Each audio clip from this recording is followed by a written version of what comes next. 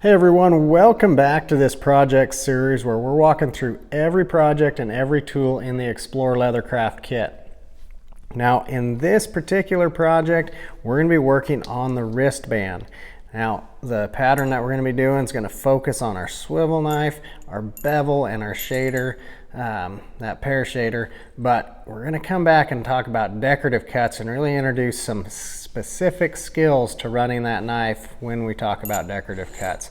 But we're going to set those aside, grab our sponge that just has regular water on that, and case this leather up to start with. Like with any of our tooling projects, we need to have that leather cased up, which just means get the moisture content right in there. That way that leather will take our stamping.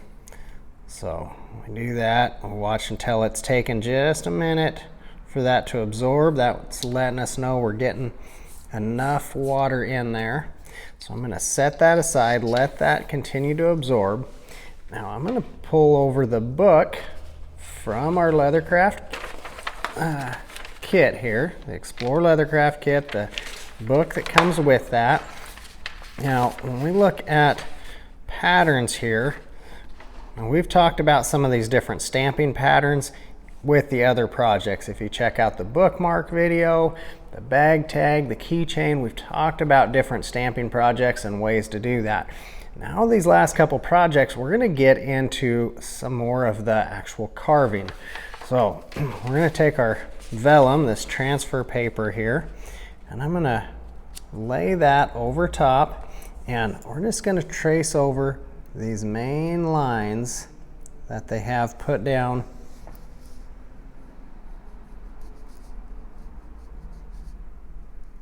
There we go. Once I got my pen working, we're going to trace over all these lines all the way up on this pattern here. Now, they've split this pattern to kind of show some of the tooling on it, but even where they show the tooling, we're going to continue to trace those main lines. So you'll notice that those lines match up just with the same ones that we have here. If it's confusing to look through that tooling and see those main lines, we can always shift this down and retrace these ones that we have down here that don't have the tooling in them. We'll go through, get all these traced, and then we'll talk about transferring this onto our leather. Our pattern's all transferred onto our paper. We're going to take our cased leather, we'll lay this pattern right down on here. I'm moving my paper to center that pattern side to side, all the way down. Now I can hold this in place. We're going to go right over top of those lines, pushing down into our leather and transferring those main lines that we have on our pattern. Once we have that pattern transferred, the first tool we're going to use is our swivel knife. Now be sure to strop this knife well, and if it gets to dragging on you as you're tooling, you can always stop and strop that again. Now if you need more information on how to strop that knife, the purposes of that, or how to tune this knife up to really get it sliding well, be sure to check out the earlier video on using our tools in this kit. Now when I go to cut this pattern, we're going to be practicing cutting in both directions. So left to right and right to left. We're going to start out here on the end. As I'm coming around these corners, I'm keeping my knife straight up and down. I'm not turning it to make those corners. Keeping it up and down and turning with my fingers down here, turning that barrel and turning the leather as necessary. So I'm going to start out on this outside edge, starting with those cuts out here, following this around,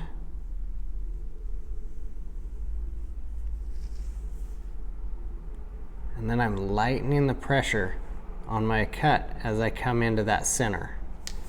Okay, now we're going to practice the other way, coming from right to left, starting on that outside. Bring that knife around, lightening the pressure as it comes to the inside there. Okay, so we're going to continue to work our way around here. Remembering that we want nice, smooth cuts. We want smooth around that corner. We want to avoid choppy little lines in there and points.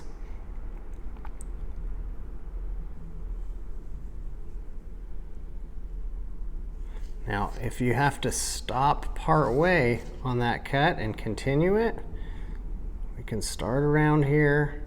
Oh, I need to stop and move things.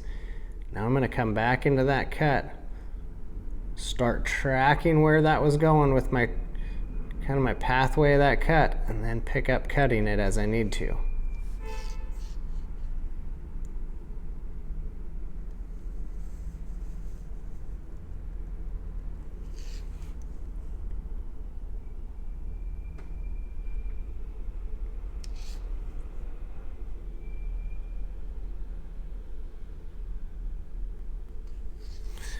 Remember, I'm lightening that pressure as it comes towards the center. All these cuts are starting on the outside and pulling towards the center of this design.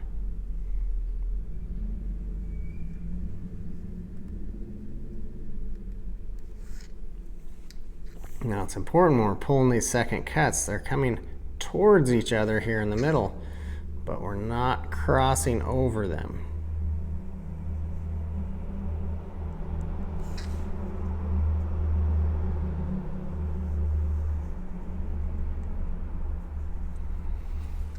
So we'll keep going down with these cuts and get all these base cuts cut in here.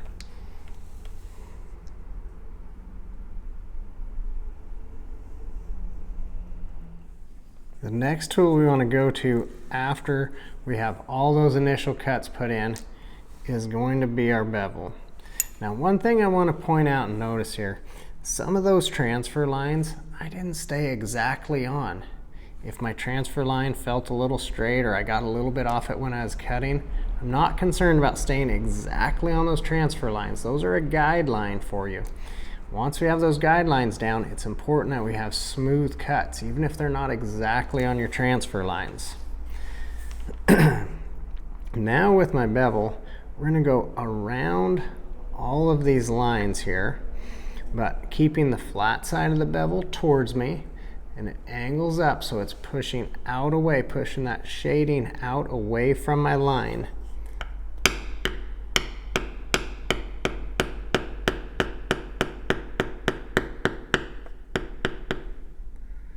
Okay, I'm walking that bevel around. Every time I'm hitting, I'm letting that tool come up out of the leather and slide over slightly.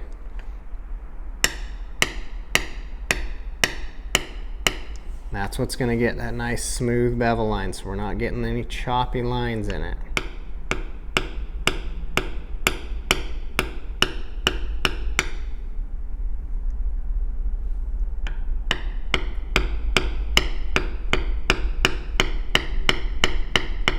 Now, as we come along these lines, there's two things we want to point out. A line that intersects to another one here, so these outside lines, we're going to come along and bevel those all the way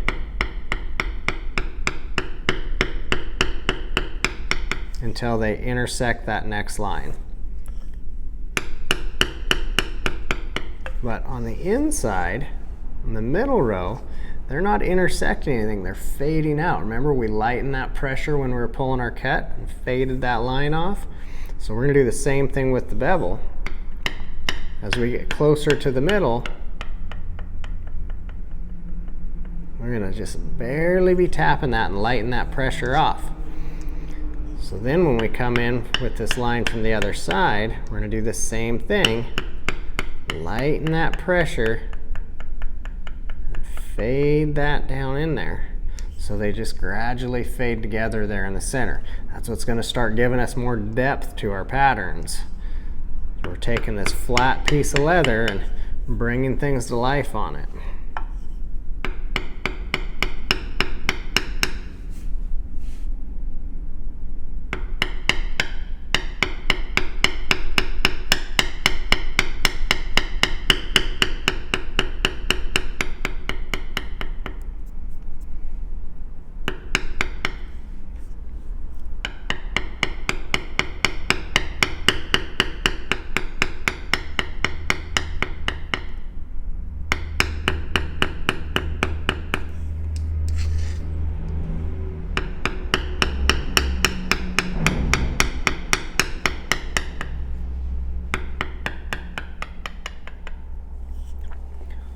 Alright, we're going to continue working down this pattern, beveling all of these lines.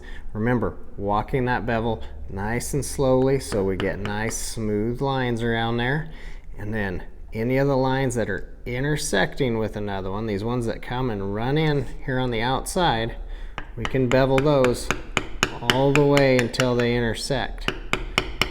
But as those lines come around and fade out in the center of this pattern, we need to fade that beveling as well.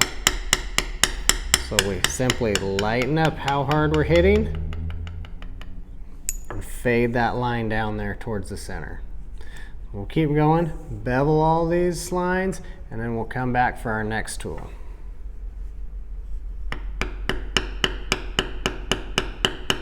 After all of our beveling, the next tool is going to be our Pear shader. Now, the purpose of this tool is to start adding some more depth to our pattern. So that being said, sometimes less is more. Too much just takes everything down to another level, so we want to make sure not to do that.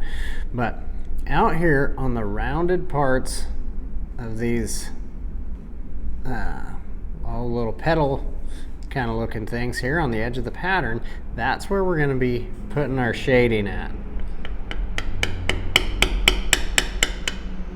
Now, you can see me moving that tool. I'm moving that tool around, bringing this little highlighted ridge on that outside edge here. I'm bringing that ridge to where it's a smaller ridge right out there on that edge, but then lightening off my shading as it fades down here so we don't have just a tool impression left out here, but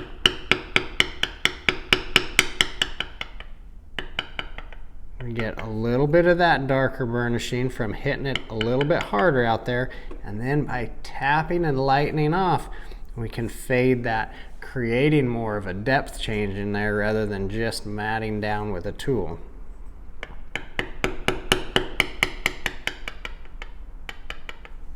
So you can kind of hear that difference as I hit out here. And then as I fade off down that little vine work there.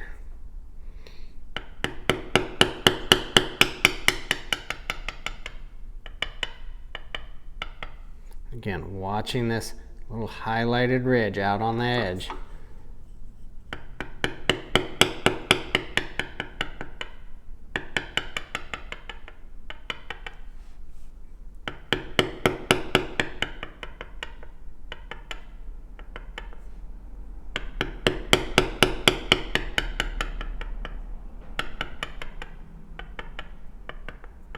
So we see that's fading off, and we're following the flow of these little petals or little vines that are popping out here.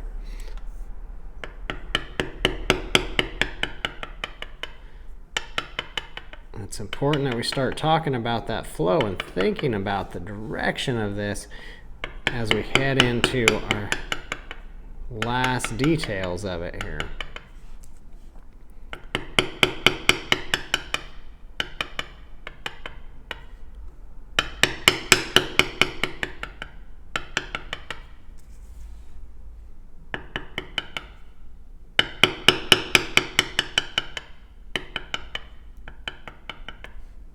Anytime I'm fading things out or cleaning things up, I just start tapping real light as I'm moving that tool along there.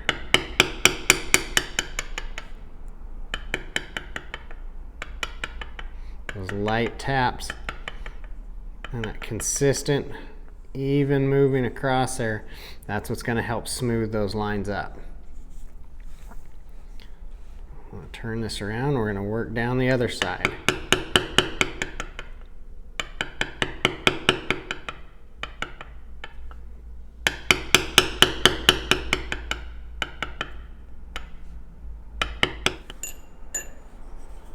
As we look to our last tool, it's back to the first tool. We come back to our swivel knife for our decorative cuts. Now this is our first look at decorative cuts throughout this series and really looking at their purpose and how to run those cuts. So the purpose of decorative cuts, this last step, is going to be to add flow to our project. We want to draw the eye in the direction that things are heading. So looking at that, we're going to look at these that are shooting out to the side. Now, if these are flowing out that direction, we're going to pull our cuts back down that flow. So we're going to start out here towards this edge, the top rounded edge. I'm going to bring a cut down there. We're starting those cuts deep and then fading them off light.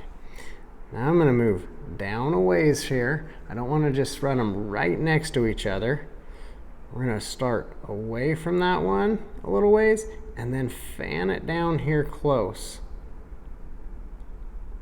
So you can see how those two cuts are fading towards each other. They're not touching each other at the bottom, but we're starting deep out here, fading off to light, drawing close near each other as they come to the base of this. I really like this pattern and the fact that it's going to allow you to practice your swivel knife and practice your beveling in both directions. Because one way of pulling those cuts, right to left or left to right, is going to feel more comfortable to you.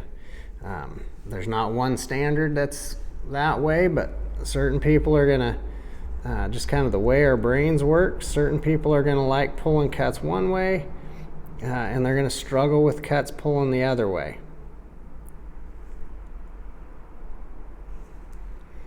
But this pattern makes you run those cuts in both directions.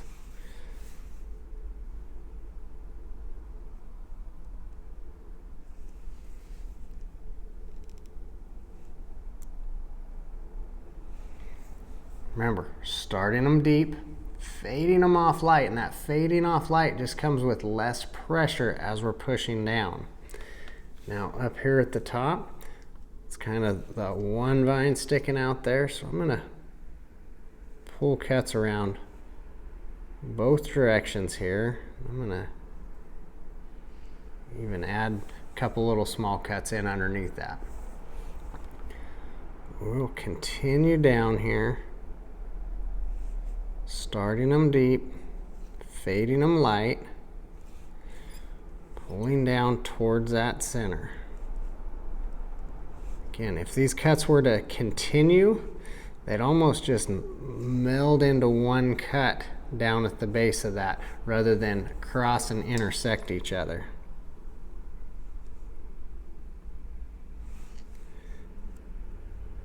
Now, the better job we can do starting wide and fanning them together, paired with fading them out light, that's going to bring more flow and more depth to that.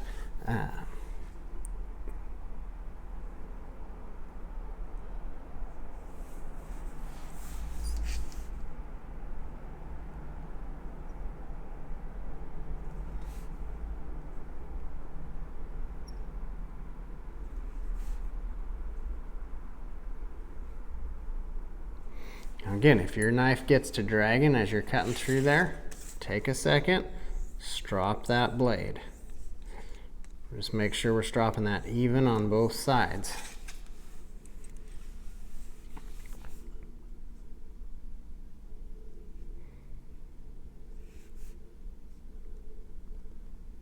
If the leather gets to dragging too bad, that could also be an indication that your leather is maybe drying out too much and you might need to add some more moisture in there, or re-wet the top of that leather.